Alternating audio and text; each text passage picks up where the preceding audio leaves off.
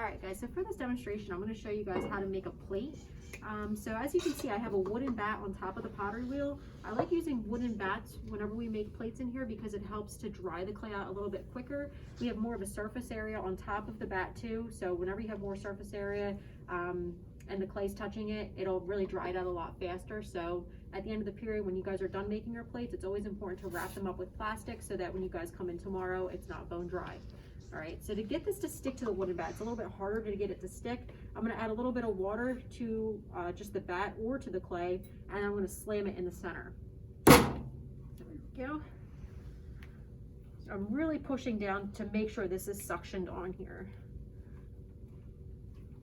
There we go. All right, so I'm gonna make sure my wheel is on, there we go. And I'm gonna start with centering it first. So whenever we center clay, we always want to center it so it's almost the same height as it is wide before we squish it down to make our plates. So I'm going to center it first. I'm going to go a little bit faster. And I really want to make sure this is stuck on the pottery wheel first. So I'm just doing my coning, I'm pushing down. I'm really pushing all of my might into the center of the clay, onto the pottery wheel head. And now I'm going to do my regular centering with my right hand on top, my left hand on the side. Because I have a lot of clay here, this is probably 3 to 4 pounds of clay, and I don't have that much strength. I'm going to center it half of it at a time, so I'm doing my top half. You can see my bottom half is still uncentered, so I'm going to center that in with it. I'm bringing it all up together. My elbow is digging in my leg. I'm pushing, pushing, pushing, letting go very slowly. I still have a little bit of a jump down here. I'm taking this little knuckle down here, I'm pushing it in the side to get that bottom part pushed into the side of my clay wall. I'm going to cheat a little bit. I'm going to use my modeling tool to take off some of my excess. If it feels like your hand is scraping on the wood, that means you're pushing down too hard. I'm barely touching the wood with the bottom of my hand. I'm pushing more on the side than against the wheel head. So you should not be scraping your hand at all. Okay, so now that I'm centered, I'm going to be squishing this down to make my plate. So I'm pushing, pushing, pushing. I'm pushing on the sides too, because as I push this out, it's getting wider. And if I just push the top of it, it's going to make like a mushroom, and we don't want that to happen. So I'm pushing on the side, I'm pushing on the top, and I'm making this a wider centered piece. Make sure your hands are really wet while you do this, because as you stretch the clay out, it's getting drier as it goes.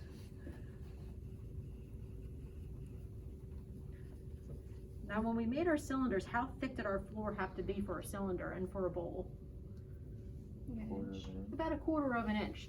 So we have to remember now, when I have my centered piece, I have to leave 1/4 of an inch for the floor, and I have to leave extra clay on the top of it to make the walls of my plate, because right now I just have a disc. So now I still have to pull this open to make my walls and still have enough to create the floor to my plate.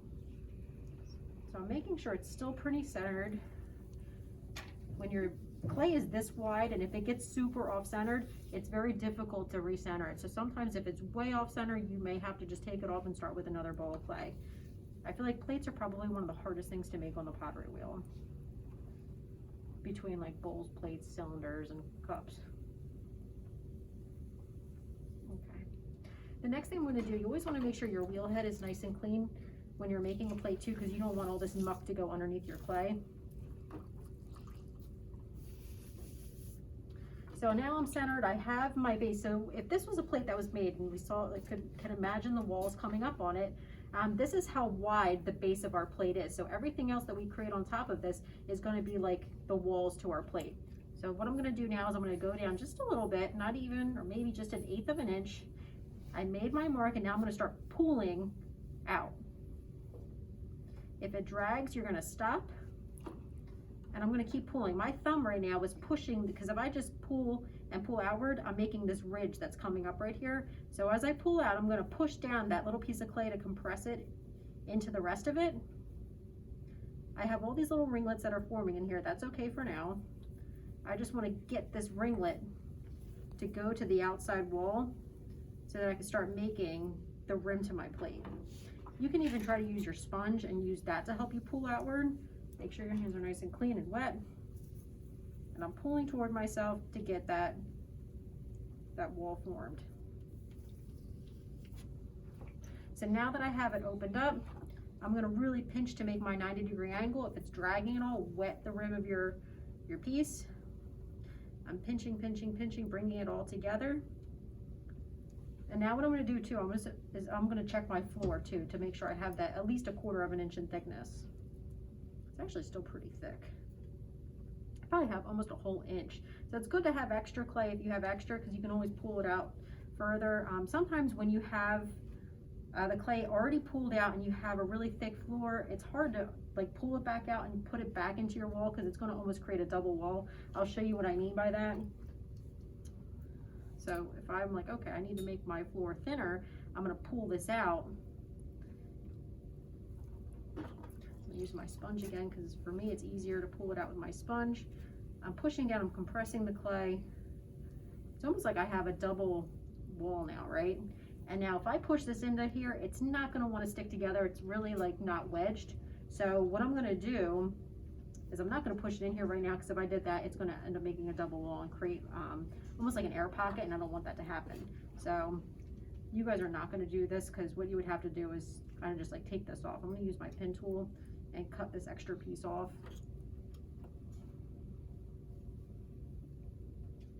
I'll show you the right way how to get rid of that clay if you don't make it deep enough. So right now I can kind of just fix my mistake. I'm going to just push this all back into the bottom of my plate. I have a little bit of a jump in here. I think it's just extra clay. Let's see if I can just peel this off.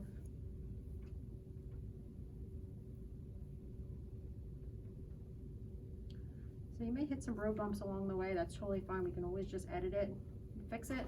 As long as it's staying centered, you should be able to fix it. So the proper way, if your floor is way too thick and you really need to take some of the clay out of here, what I do is I start on the outside edge and I bring the clay inward. See that? It's making another piece on the inside. Now if you want to make like a chip and dip or something, this would be great to create like another small bowl on the inside of here, but we're not making chips and dips, we're making plates. I'm trying to get the excess clay from the bottom off, so I'm bringing it in, making like a little knob, and I'm just going to kind of pull it off. So there's my extra clay off. So I'm going to quickly just smooth it out a little bit, and then I'm going to see how thick my base is now, because we want to be at that 1/4 inch to 1/2 inch. There we go. That's pretty good. That's right between 1/4 and 1/2 inch. All right, so now that I have the right thickness, the next thing I do with a plate is I have to compress my floor extremely well.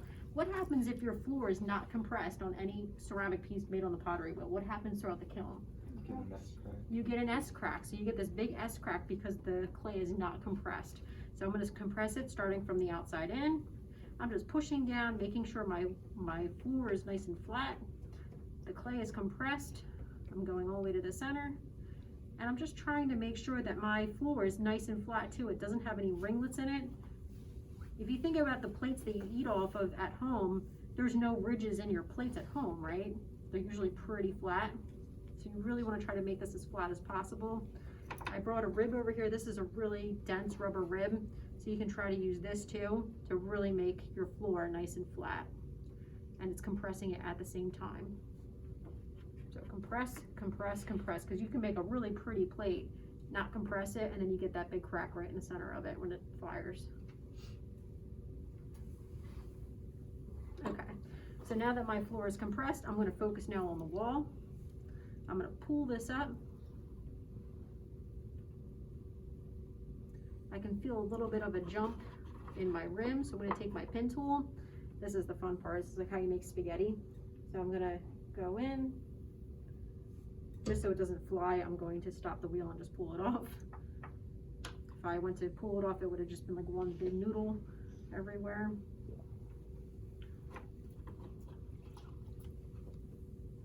I'm going to compress my rim. Every time you trim it, you got to compress it. Whenever I do a plate rim, I like to just take the edge of my sponge and wrap it around to smooth it out. I'm going to do another little pull up the side because I feel like my rim is still pretty thick. Pulling, pulling, pulling, pulling, pulling. It's always best to kind of like pull outward first. I can feel my clay is getting very wet. If it seems like it's getting kind of flimsy, you're going to slow your wheel down so it doesn't flop outward on you. And then you're going to shape it once you're done trimming the outside too. So I'm going to take my modeling tool before I shape my rim fully. I'm going to do my trim work, making my mark, pulling it away. I'm going to smooth it with a sponge. And now I'm just going to bow my rim down. I'm going to keep my speed pretty low because my clay is very wet. And I'm going to push down, push down, push down, and I'm shaping the rim of my plate. Now it looks more like a plate, right? All right.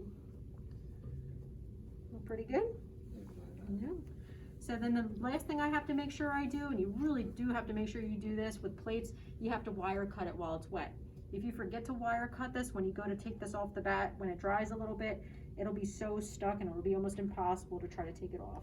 So very carefully, you're gonna wire it, and then you're gonna very carefully take the bat, you're gonna lay it gently on top of the countertop, because if you hit the countertop too hard, your plate wings on here will end up flopping down. Okay, all right, that's it.